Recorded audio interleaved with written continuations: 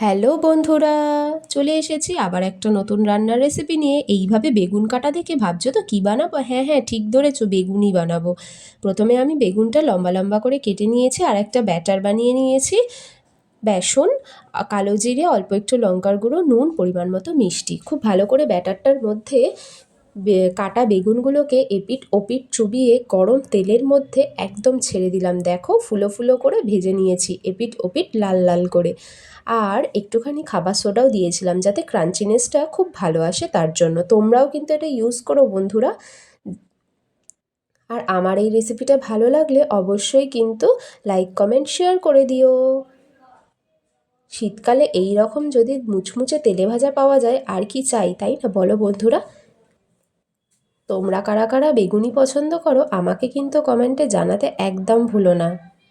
কেমন? Tata, bye bye, সকলে ভালো থেকো।